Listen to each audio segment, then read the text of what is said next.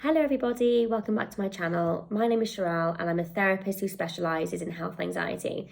So I'm just in between client calls at the moment. I just thought, you know what, I'm going to pop on here and just film a quick video because it was something that I was thinking about. So what I wanted to talk about in this video was living by our values. And what I mean by that is when we have health anxiety, especially when we've had it for a long time, we stop living by our values. Our life becomes much smaller.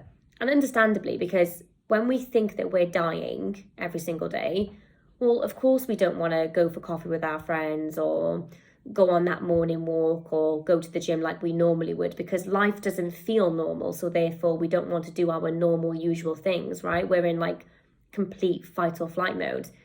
When I was struggling, like I didn't want to do anything. I didn't see my friends for months. Didn't leave the house. I was just in bed, debilitated.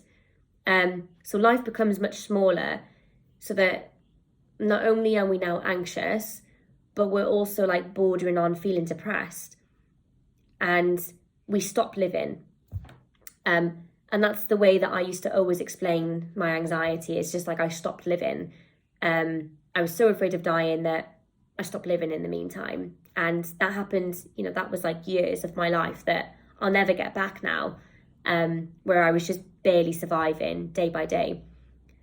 And so one of the hardest things in the world, and I want to reiterate how hard it is, because I don't want to be that person to say, oh, just go on your morning walk, it'll all be fine. Like I appreciate, because I've been there, like I know like wholeheartedly like how hard it is to do these things. But when we have health anxiety and we're suffering immensely, and that suffering is taking up like maybe 90% of our brains, we want to try and like push that out.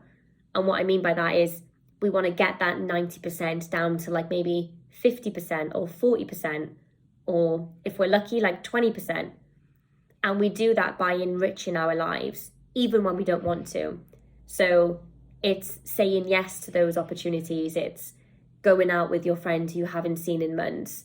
It's going to that swimming class that you used to love. It's cooking again. It's getting on top of your sleep hygiene. It's going to the gym, whatever it may be. Like it's all going to be different for each and every one of us, but fundamentally that's what we want to work on. We want to enrich our lives so much that this suffering that we feel becomes smaller. We like flood it out. Obviously this is hard though, as I said earlier, when we truly wholeheartedly believe that we're dying. There's a side of us that just wants to turn over in bed and give up, because that's how it feels. But the moment that I started branching back out again, I started to find joy just in these like small moments. And it's not to say that I became completely anxiety free, but I just felt a little bit happier, and it really did make all of the difference. And it's something that I encourage you all to do as well. It's just thinking about, well, what has my anxiety taken from me? You can write a list down, and how might I slowly but surely like add those things back into my life? Because I do want to live by my values, and I do want to be fulfilled in life, and I want to get back the things that anxiety has taken from me.